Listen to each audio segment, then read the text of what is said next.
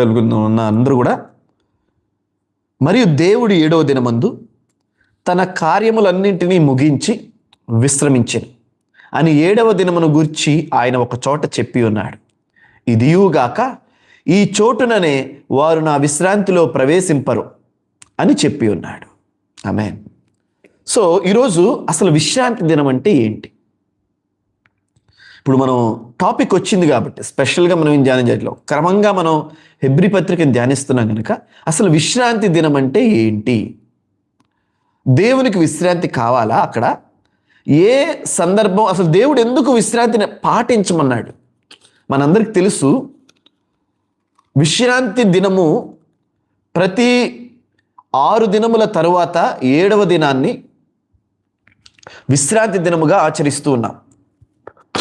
పాత నిబంధన కాలం అంతా కూడా విశ్రాంతి దినం అనేది ఆచరిస్తూ వచ్చారు. అయితే నూతన నిబంధన కాలంలో దాని ఆదివారం ప్రభు దినముగా ఆచరించడం మొదలుపెట్టారు. అసలు దేవుడు ఒక దినాన్ని విశ్రాంతి దినముగా ఎందుకు ప్రకటించాడు? ఇది మనిషి ఏర్పాటు చేసిన దినం కాదు, ఇది దేవుడు ఏర్పాటు చేసిన దినం. ఎందుకని? అక్కడ చూడండి, హెబ్రీ 4:4.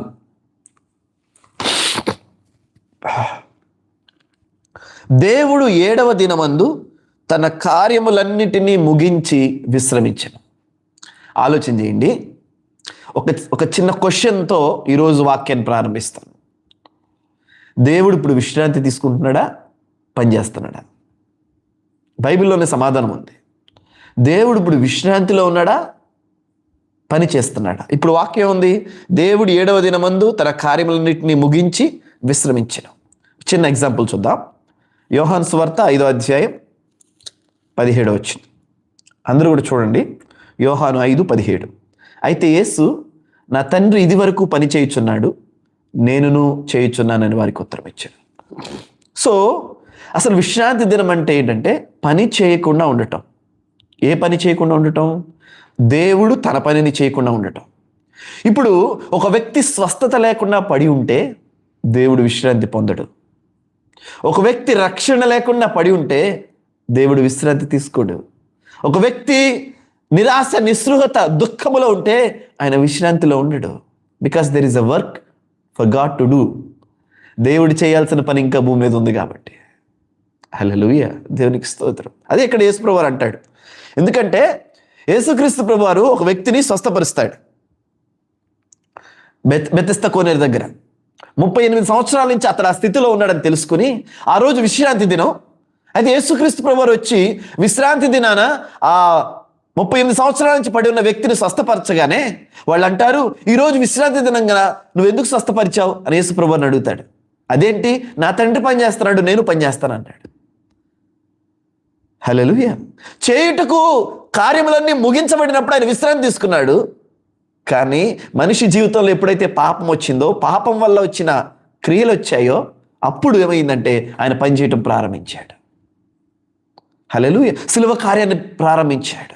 అందుకని 3వ అధ్యాయంలోనే చెప్పాడు, ఇదిగో అతడు వచ్చి ఏం చేస్తాడు? సాతాను యొక్క తల చేత కొడతాడు. స్త్రీ సంతానము సర్ప సంతానం యొక్క తల చేత కొడతాడు. కొంచెం డీటెయిల్గా చెప్తాను, కొంచెం వివరంగా చెప్తాను, కొంచెం టైం ఇవ్వండి, చూడండి, శ్రద్ధగా వినండి. సో దేవుడు ఎప్పుడు విశ్రాంతి పొందుతాడంటే మనిషి జీవితంలో రక్షణ, మనిషి జీవితంలో ఆయన కోరుకున్న విధంగా మనిషి బ్రతుకు ఉన్నప్పుడు ఆయన విశ్రాంతి తీసుకుంటాడు. ఎప్పుడైతే మనిషి సఫర్ అవుతాడో, ఎప్పుడైతే మనిషి నష్టపోతుంటాడో, ఎప్పుడైతే మనిషి బాధలో ఉంటాడో ఆయన విశ్రాంతి తీసుకోలేడు. అందుకనే వారిని బట్టే కదా దినమెల్లా నా చేతులు చాపుచున్నాను. హల్లెలూయా.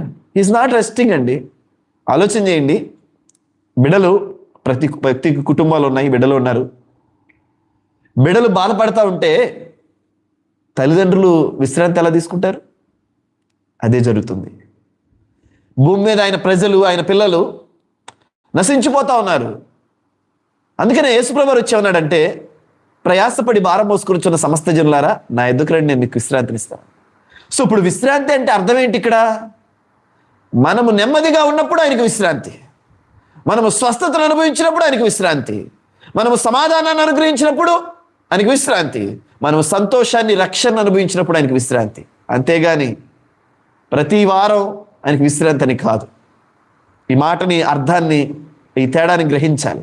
అందుకనే యేసు ప్రభు వారు క్వశ్చన్ చేస్తారనమాట పరిసయ్యులు సద్దూకేయులు. ఇదేంటి బైబిల్కి వ్యతిరేకంగా నువ్వు వెళ్తున్నావు, బైబిల్కి వ్యతిరేకంగా బోధిస్తావా, నువ్వు మోషే కంటే గొప్పవాడవా, ధర్మశాస్త్రం కంటే గొప్పవాడవా అని చెప్పేసి వాళ్ళు విశ్రాంతి దినాన్ని నువ్వు ఎలా స్వస్థపరుస్తావు అని అడిగితే, నా తండ్రి పని చేస్తుంటే నేను ఎందుకు పని చేయను అన్నాడు. అది వాళ్ళకి అర్థం కానిది, ఎప్పటికీ అర్థం కాదు కూడా. ప్రైజ్ గాడ్, హల్లెలూయా. విశ్రాంతి దినమును మీరుట మాత్రమే కాక దేవుణ్ణి సొంత తండ్రి అని చెప్పుకుంటున్నాడని ఆయన మీద ఇంకా చంపాలని ప్రయత్నం చేశారంట. సో మన వ్యక్తిగతంగా దీన్ని ఎలా స్వీకరించాలంటే ఒక విషయం గుర్తుపెట్టుకోవాలి. మనము శ్రమ పడుతున్నప్పుడు దేవుడు పట్టించుకోవటం లేదన్న కోణంలో మనం ఎప్పుడు కూడా ఆలోచన చేయకూడదండి. మనం ఒక వ్యతిరేకమైన పరిస్థితులు, మన పరిస్థితులు అనుకూలంగా సాగుతూ ఉన్నప్పుడు మనం అనుకుంటాం దేవుడు మౌనముగా ఉన్నాడు, దేవుడు నా కోసం ఏమీ పని చేయటం లేదు. No, God is still working for you. ఆయన మీకోసం పని చేస్తూ ఉన్నాడు. ఆయన మిమ్మల్ని గురించి ఆలోచన చేస్తున్నాడు. ఎలా ఆ పరిస్థితిలో నుంచి మనల్ని బయటికి తీసుకురావాలని ఆయన తలంపులు ఎప్పుడు మన మీదే ఉన్నాయి. ఇది గుర్తుపెట్టి, ఇది విశ్రాంతి లేకపోవటం అని. హల్లెలూయా. సో విశ్రాంతి అంటే ఏంటంటే మనము సౌఖ్యముగాను, నెమ్మదిగాను, సంతోషముగాను, రక్షణతో, ఆరోగ్యముతో మన జీవితకాలం ఈ భూమి మీద జీవించటమే ఆయనకు విశ్రాంతి. అదే ఎప్పుడైతే మనం నెమ్మది లేకుండా, ఇప్పుడు ఆడపిల్లలు ఉంటారండి, పెళ్ళిళ్ళు చేసి పంపిస్తారు, ఫోన్ వచ్చింది, అమ్మ నాకు బాగాలేదని. వీళ్ళు ఇక్కడ నెమ్మదిగా ఉంటారా? ఆడపిల్లైనా మగపిల్లలైనా సరే. సో దూర ప్రాంతాల్లో చదువులకు, ఉద్యోగాలకు వెళ్తారు. ఇంటికి నాన్నకో అమ్మకో ఫోన్ చేసి నాకు బాగాలేదని చెప్తే వీళ్ళు చక్కగా నిద్రపోతారా? అదే దేవుని మనస్సు, అది తండ్రి మనస్సు, అది తల్లి మనస్సు. The same way God is working. అదేవిధంగా దేవుడు కూడా మన జీవితాల్లో పనిచేస్తూ ఉన్నాడు. అదే అంటున్నాడు, ఇప్పుడు 38 ఏళ్ళ నుంచి ఈ వ్యక్తిని ఎలా స్వస్థపరచాలా, ఈ వ్యక్తిని విడిపించాలా, ఈ వ్యక్తికి సత్యసువార్త అందజేయాలా అని దేవుడు పనిచేస్తూ ఉంటే నేను పనిచేస్తాను అని యేసుప్రభువు అంటాడు అక్కడ. Praise God. అండ్ రెండోది, ఆయన విశ్రాంతి దినానికి ప్రభు అయి ఉన్నాడు.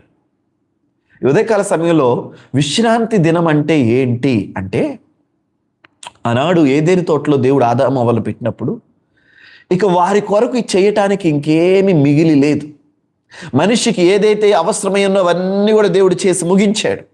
అయితే ఎప్పుడైతే పాపములో మనిషి పడ్డాడో మళ్ళా స్టార్ట్ అయిపోయింది ఆయనకి. దేవునికి స్తోత్రం. హీఈస్ నాట్ రెస్టింగ్ అండి. ఆయన విశ్రాంతి పొందట్లా. విశ్రాంతి అంటే రెస్టింగ్, నెమ్మదిగా ఉండట్లా. ఆయన మనస్సు నెమ్మదిగా లేదు. దేవునికి స్తోత్రం, హల్లెలూయా. మనిషి ఒక వ్యక్తి దుఃఖిస్తూ ఉంటే ఆయన నెమ్మదిగా లేడు. మనిషి ఒక వ్యక్తి సఫర్ అవుతూ ఉంటే ఆయన నెమ్మదిగా లేడు, విశ్రాంతిలో లేడు. అందుకని యేసుక్రీస్తు ప్రభువును పంపించాడు. ప్రయాసపడి భారం మోసుకొచ్చున్న సమస్త జనులారా, నేను మీకు విశ్రాంతినిస్తాను. విశ్రాంతి, ద సేమ్ వర్డ్ ఇక్కడ కూడా అదే పదాన్ని వాడారండి. చూసారా? ఆదికాండం 2వ అధ్యాయంలో వాడిన అదే పదాన్ని యేసు ప్రభువు వారు మత్తయి సువార్త 11వ అధ్యాయంలో ఏమన్నాడంటే, నా యొద్దకు రండి, నేను మీకు విశ్రాంతి. విశ్రాంతి, విశ్రాంతి అంటే ఏంటి? ఇక్కడ ఆ స్వస్థత పొందుకోవటం, ఆ విడుదల పొందుకోవటం, ఆ రక్షణ పొందుకోవటం, ఆ అద్భుత కార్యం మన జీవితాల్లో జరగటం అనేది విశ్రాంతి. ఆ పాపం నుంచి బయటికి రాలేకపోవటం, ఆ పాపం నుంచి బయటికి రావటం అనేది విశ్రాంతి అక్కడ. ఎందుకంటే 38 సంవత్సరాల నుంచి ఈ వ్యక్తి బయటికి రావట్లేకపోతున్నాడు. ఇతను విశ్రాంతి అనుభవించట్లా. విశ్రాంతి దినమే కానీ పేరుకి విశ్రాంతి దినం అనుభవించట్లా అతడు. అర్థమైందన్నమాట. పేరుకి విశ్రాంతి దినం, కానీ 38 సంవత్సరాల నుంచి బెతెస్దా కోనేరు దగ్గర పడిపోయిన వ్యక్తికి ఏ రోజు విశ్రాంతి దినం లేదు. Because he suffering. హల్లెలూయా. మీ పరిస్థితుల్లో మీరు వెళ్తుంటూ ఉంటారు. Remember this thing. ఈ విషయాన్ని గుర్తుపెట్టుకోండి. God is not resting. మీ విషయమై ఆయన విశ్రాంతి పొందటలేదు, మీ విషయమై ఆయన ఆలోచిస్తున్నారు. సెకండ్ ఆస్పెక్ట్ అండి, రెండో కోణం. విశ్రాంతి దినం అంటే ఏంటి?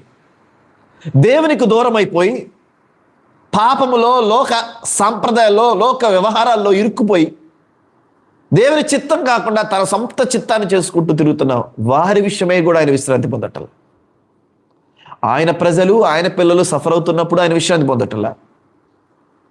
లోకంలో దేవుని ఎరగని ప్రజలు, దేవుని గుర్తెరగని బిడలు మరి సఫర్ అవుతున్నప్పుడు కూడా ఆయన విశ్రాంతి పొందటలా. 99 గొర్రెలను వదిలిపెట్టి ఒక గొర్రె వెనకాల పడతా ఉన్నాడట దేవుడు. ప్రైజ్ గాడ్, హల్లెలూయా. అది దేవుని మనస్సు, అది తండ్రి మనస్సు, అది కాపరి మనస్సు. ఈ ఉదయకాల సమయంలో దేవుని వాక్యాన్ని వింటున్న ప్రియమ దేవుని బిడ్డలారా, మరలా అదే పాపములో మనం పడిపోతా ఉంటే దేవుని మనసంతా మన చుట్టూనే తిరుగుతుంది. ఆయనకి విశ్రాంతి లేదు. పేరుకి విశ్రాంతి దినాలు వస్తాయి, కానీ ఆయనకి అక్కడ జరగదు. ఆయన అలా ఆలోచించటల్లా. Because he's working for us. ఎలా సువార్తను అందజేయాలి, ఎలా పాపము నుంచి విడిపించాలి, ఎలా పశ్చాత్తాపడేటట్లు చేయాలి, ఎలా రక్షణ మార్గాన్ని వ్యక్తికి అందించాలని, రక్షించబడని ప్రతి వ్యక్తిని గురించి ఆయనకు విశ్రాంతి లేదు.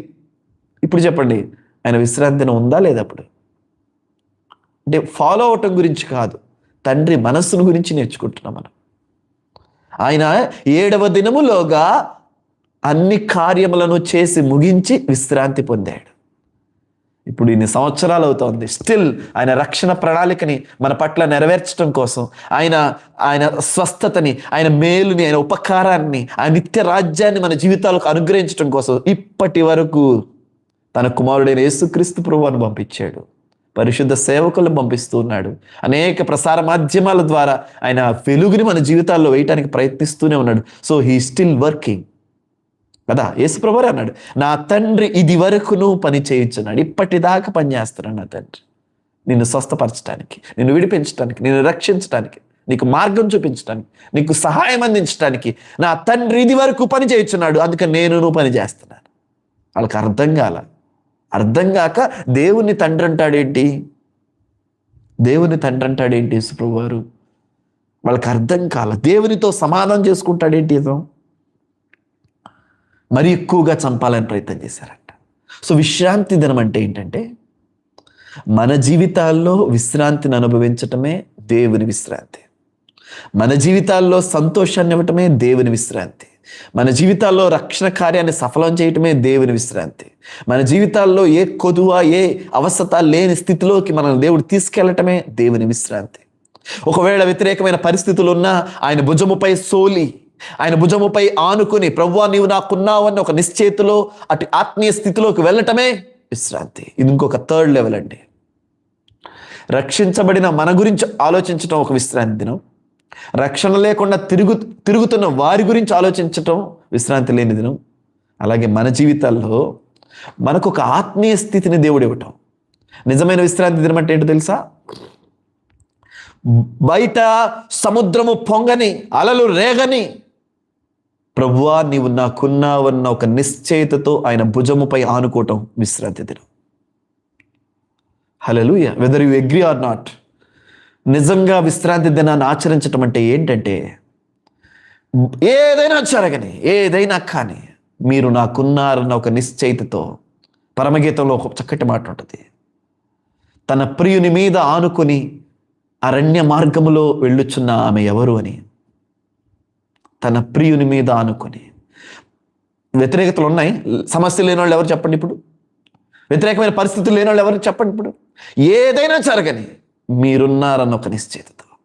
బైబిల్లో 12 మంది శిష్యుల్లో యోహానుకు ఒక చక్కటి బిరుదు ఉందండి.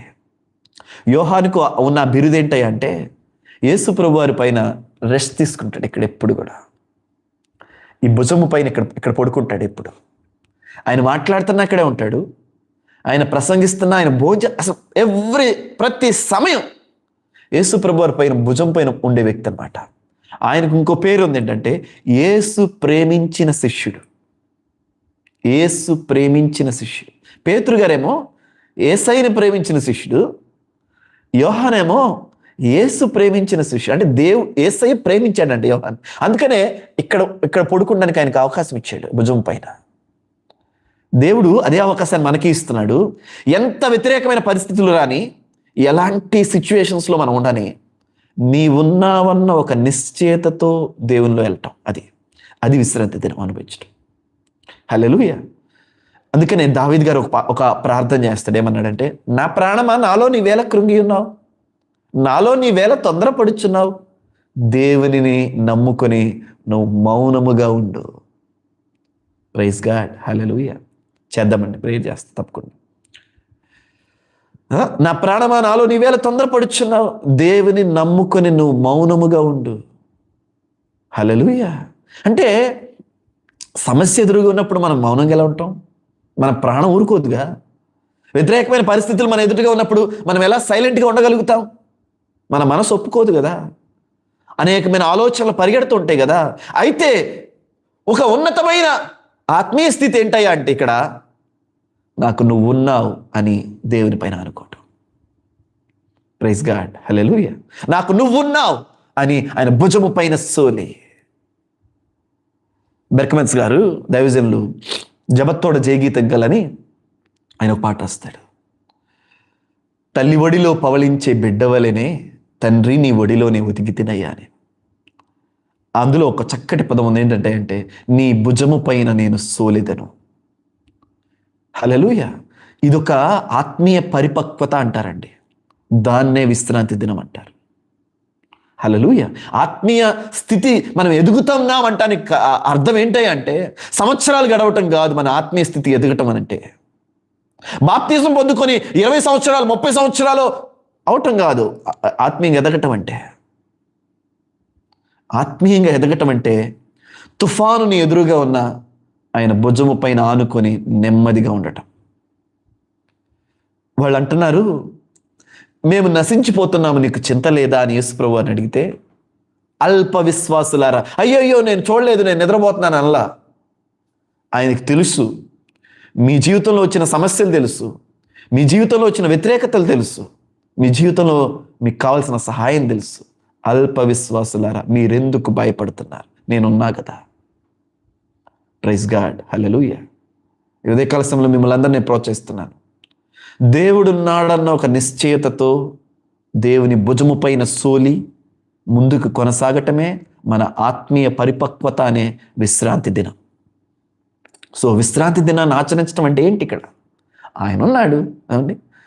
ఆర్టీసీ బస్సు ఎక్కుతామండి, బస్సు ప్రయాణం అయ్యేంత వరకు కూడా డ్రైవరు ఎటు నడుపుతాడని చూసుకుంటూ కూర్చుంటామా? ఆయన నడుపుతున్నాడు, నేను ధైర్యంగా ఉంటానని చెప్పి కూర్చుంటామా? హల్లెలూయా. సో ఆయన పైన మనం ఏం చేస్తామంటే వి ట్రస్ట్ ద బ్రాండ్, అంతే కదా. గవర్నమెంట్ది జాగ్రత్త నడుపుతారు, అదే ఆటో, కొంతమందికి అట్లాంటి ఫీలింగ్స్ ఉంటాయి, అమ్మో ఆటో ఎక్కకూడదని చెప్తూ ఉంటారు. అలా ఏం కాదు కదా. అంటే ట్రస్ట్ అనమాట. ఆ డ్రెస్కి ఆ గుర్తింపుకి ఇచ్చే నమ్మకం.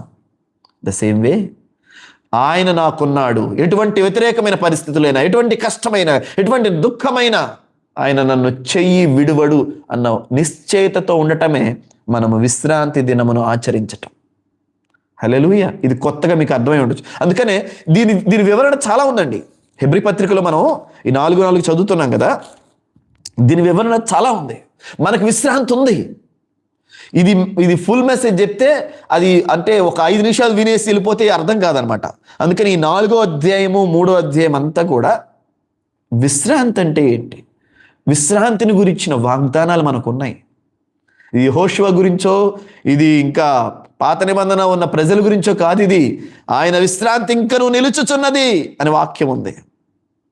ప్రైజ్ గాడ్, దేవునికి స్తోత్రం. ఇక్కడ ఏముంది చూడండి, 8వ వచనం, ఆయన విశ్రాంతి ఇంకా దేవుని ప్రజలకు విశ్రాంతి నిలిచి ఉన్నది. దేవుని ప్రజలకు విశ్రాంతి నిలిచి ఉందంటండి. మీకు కావాలా విశ్రాంతి? ఏం చేయాలి తెలుసా? ఎప్పుడైతే మనము ఆయన భుజంపై సోలుతామో దేవుడు ఆయన పని చేస్తాడు మన జీవితంలో. ఆయన మనకు విశ్రాంతిని ఇస్తాడు. ప్రయాసపడి భారం మోసుకొని వచ్చిన సమస్త జనులారా నా ఎదుకు రండి, నేను మీకు విశ్రాంతిని ఇస్తాను. సో వచ్చేం చేయాలి? మనం ఆయన భుజంపై సోలాలి. వచ్చేం చేయాలి? ఆయన చేసిన రక్షణ కార్యాన్ని నమ్మాలి. వచ్చేం చేయాలి? సిలువ కార్యాన్ని ఒప్పుకోవాలి. వచ్చేం చేయాలి? మన పాప విషయమై పశ్చాత్తాపడాలి. ఆయన ఎదుకు వచ్చి ఏం చేయాలి? మనం మన భారం ఆయన పైన వేయాలి. హల్లెలూయా. మనమే క్యారీ చేసుకోవటం కాదు, మనమే మోసుకుంటూ వెళ్ళటం కాదు. ఆయన యొద్దకు వచ్చి ఏం చేయాలంటే పశ్చాత్తాపడాలి. ఆయన యొద్దకు వచ్చి ఏం చేయాలంటే ఆయన పైన మన బరువు బాధ్యతలు వేయాలి. ఆయన నడిపిస్తాను, నాకు తెలుసు. ఆయన నేను ఎరుగుతును, నేను వెళ్ళే మార్గం ఏంటో నాకు తెలుసు. ప్రైజ్ గాడ్, దేవునికి స్తోత్రం. సో ఇప్పుడు మనం స్వస్థత పొందకుండా ఉండటం దేవునికి విశ్రాంతి కాదు. మనం సంతోషాన్ని అనుభవించకుండా ఉండటం దేవునికి విశ్రాంతి కాదు. So he still working for us. ఎలా ఇంకేం వాక్యం చెప్పాలి వీళ్ళకి, ఎలా వీళ్ళలో నమ్మిక పుట్టించాలి, ఎలా వీళ్ళలో ధైర్యాన్ని పుట్టించాలని ఆయన ఏదో విధంగా పనిచేస్తూనే ఉంటాడు. ఎవరో ఒక సేవకులు వాడుకుంటూనే ఉంటాడు మన జీవితాల్లో. బికాస్ ఎందుకంటే ఆయన ఆల్రెడీ చేస్తాడు సెలవు కార్యాన్ని. మనకి ఇంకా అది కన్వే కాలా, అర్థంగా అయిపోవచ్చు. మనకు అర్థం అవ్వాలని ఏదో విధంగా నేనున్నాను అని ఆ మాట చెప్పటానికి, అదొక్క మాట. ఆయన ఉన్నాడుగా, ఓకే. అర్ధరాత్రి పిల్లలు ఉలిక్కిపడి లేసి భయపడుతుంటారు. కానీ తల్లి స్పర్శో తండ్రి స్పర్శో చేయి తగలంగానే మళ్ళీ పిల్లలు నెమ్మదైపోతారు. రైట్? ఓకే. ఎందుకని? వాళ్ళు ఉన్నారు. ఓకే, అదే దేవుడికి స్తోత్రం. వ్యతిరేకమైన పరిస్థితులు మన జీవితంలో రావచ్చు, బట్ దేవుడు ఉన్నాడన్న ఒక ధైర్యంతో ఆయన్ని స్పర్శిస్తూ యోహానది అన్నాడు, మా చెవులు ఏది విన్నాయో, మా కన్నులు ఏది చూశాయో, మా చేతులు ఏటిని తాకావో ఆ జీవాన్ని గురించి మేము సాక్ష్యం చెప్తున్నాం అన్నాడు. God is with you. దేవుడు మీకోసం ఉన్నాడు, మీతో ఉన్నాడు, మీ గురించే పనిచేస్తూ ఉన్నాడు. ఈ మాటలు మీ హృదయాల్లో, మీ తలంపులో ఉంటాయండి. ఆయన God is working for you. ఆయన మీ కొరకు పని చేస్తూ ఉన్నాడు. సో విశ్రాంతి దినం అనుభవించడం అంటే ఏంటంటే, విశ్రాంతి దినాన్ని ఆచరించడం అంటే ఏంటంటే, భూమి మీద ఏదైనా జరిగినాయి, మన జీవితంలో ఏదైనా జరిగినాయి, నువ్వు ఉన్నావయ్యా అని చెప్పేసి ఆయన వైపు చూడటం, అదే విశ్రాంతి. Hallelujah. It's not a return. ఇది ఎక్కడ రాసిందండి అని అరగొద్దు. అలా యేసుప్రభు వారు అంటారు కదా, పరిసయ్యులు యేసుప్రభు వారిని ప్రశ్నిస్తాడు, మీరు లేఖనాలకు వ్యతిరేకంగా మాట్లాడుతున్నావు ఏంటంటే, లేఖనాలే నా గురించి చెప్తున్నాయి, ఇంక మీరు నా గురించి చెప్తున్నారా అంటాడు. ఎక్కడ రాసిందండి ఇట్లాంటి విశ్రాంతి దినం? దేవుడు నాకున్నాడు అనే ఒక నిశ్చయతతో ఆయన భుజం పైన ఆనుకోవటమే విశ్రాంతి దినాన్ని ఆచరించటం. సో మనం రక్షణ లేదనుకోండి మన జీవితాల్లో, ఆయన విశ్రాంతి తీసుకోవటంలా. మన జీవితంలో స్వస్థత లేదనుకోండి, ఆయన విశ్రాంతి తీసుకోవట్లేదు. బికాస్ ఆయన పని చేస్తున్నాడు, కన్వే చేయడానికి ప్రయత్నిస్తున్నాడు, చెప్పటానికి ప్రయత్నం చేస్తున్నాడు. నేను నీ కోసం ఆల్రెడీ శిక్ష పడ్డాను, నీ కోసం ఆల్రెడీ నేను గాయాలు పడ్డాను అని ఆ మెసేజ్ని చేరవేయటానికి ఆయన స్టిల్ పని చేస్తున్నాడు. ఏ దైవజనుని వాడుకుందామా, ఎవరి ద్వారా చెప్తే వింటారు అని అనేకుల సేవకులను, అనేక ప్రసార మధ్య ఏదో విధంగా కన్వే చేస్తున్నాడు. సో ఈ స్టిల్ వర్కింగ్. ఆయన ఇంకా పని చేస్తున్నాడు. ఇప్పటికైనా ఒప్పుకుంటారా? ఎప్పటికైనా ఏకీభవిస్తారా? అవును ప్రభు, నువ్వు నా కోసం చనిపోయి, నువ్వు నా కోసం రక్తం కార్చు, అయ్యా నేను పాపిని అని. అట్లా మన జీవితాల్లో ఏ బలయంతో మనకు తెలుసు, మన మనసాక్షి మనకు బోధిస్తుంది, వాక్యపు వెలుగు మనకు బోధిస్తుంది. దేవునితో మనం ట్యూన్ అమ్మటమే విశ్రాంతిని అనుభవించటం. ఆయన భుజము పైన సోలటమే విశ్రాంతిని అనుభవించటమే. దీని ఫుల్ మెసేజ్ కావాలంటే కనీసం అది 1 hour వస్తుంది. రికార్డెడ్ మెసేజ్ పంపించడానికి నేను ఇష్టపడతా. వాట్సాప్ చేయండి, బయోలో నా ఫోన్ నెంబర్ ఉంటుంది. ఇది ఎందుకంటే ఇది షార్ట్ కట్గా అట్లా చెప్పేసుకుని వెళ్ళిపోయే మెసేజ్ కాదు ఇది. అయితే మనం క్రమంలో హెబ్రీ పత్రికను ధ్యానిస్తున్నాం కాబట్టి 4వ అధ్యాయం 4వ వచనంలో మనం ధ్యానం చేసాం. 7వ దినములోగా ఆదాము అవ్వల కోసం ఏదైతే దేవుడు చేయాలో అదంతా దేవుడు చేసి ముగించాడు. మరి మీ జీవితంలో చేశాడా? చేశాడు. అయితే మనకి అర్థం కాల. అది మనకు అర్థమయ్యేంత వరకు ఆయనకి విశ్రాంతి లేదు. దాంతో మనం ఏకీభవించనంత వరకు ఆయనకి విశ్రాంతి లేదు. ఆయన చెప్పాలనుకుంటున్న వర్తమానం మనకి చేరేంత వరకు మనకు ఆయనకి విశ్రాంతి లేదు. అందుకనే 38 సంవత్సరాల నుంచి అలా పడిపోయిన వ్యక్తి వద్దకు యేసుప్రభువుని పంపించి, ఇదిగో నేనున్నా, స్వస్థపడగోరుచున్నావా అని చెప్పగానే సో ఆయన విషయమై దేవుడి విశ్రాంతి పొందాడు.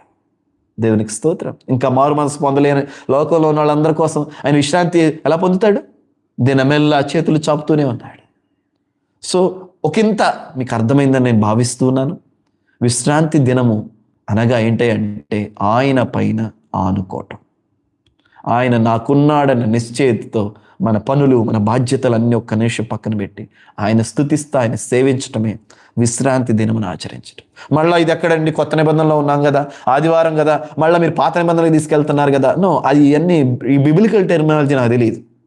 చదవటానికి బైబిల్ ట్రైనింగ్ చేశాం కానీ నాకు ఆ కోణంలో ఆలోచించటం నాకు రాదు. నేను ఒకటే వాక్యానుసారంగా మనం చూసినట్లయితే ఆయన పైన ఆనుకోవటమే, ఆయన నాకున్నాడన్న నిశ్చయితతో ఉండటమే, ఆయన స్తుతిస్తూ ఉండటమే విశ్రాంతి దినాన్ని ఆచరించటం. హల్లెలూయా. God bless you. దేవుడు మిమ్మల్ని దీవించిన గాక. చిన్న ప్రార్థన చేసుకుందాం. జ్యోతి గారు నా కుమారుడి కుడి కంటి కోసం ప్రేయర్ చేయమన్నారు. ప్రేయర్ చేద్దాం తప్పకుండా అండి. అందరికీ praise the Lord. God bless you. ప్రతిరోజు మనం హెబ్రీ పత్రికను ధ్యానిస్తున్నాం. మనం దాన్ని కంటిన్యూ చేస్తూ ఉన్నాం. ఒకవేళ హెబ్రీ పత్రికలో మీకు ఏదన్నా డౌట్ వస్తే యూ కెన్ మెసేజ్ మీ. ప్రార్థన చేసుకుందాం. పరిశుద్ధుడైన తండ్రి, ప్రేమ కలిగిన దేవా, నీకు స్తోత్రాలయ్యా. ఈ ఉదయకాలంలో విశ్రాంతి దినం అనగా ఏంటో మాకు తెలియపరిచారు అయ్యా. మా గురించి నువ్వు దినమెల్లా చేతులు చాపుతూ ఉన్నావు. పాప విషయమే పశ్చాత్తాపడాలని, రోగం విషయమే స్వస్థపరచబడాలని, తండ్రి ఈ సమస్యల నడుమ మేము విడిపించబడాలని you are already still working for us lord. మీరు పని చేస్తూ ఉన్నారు. ఈ ఉదయకాల సమయంలో నీ వాక్యాన్ని వింటున్న ప్రతి ఒక్కరిని మీరు జ్ఞాపకం చేసుకోండి. మా ప్రార్థన మీరు ఆలకించండి.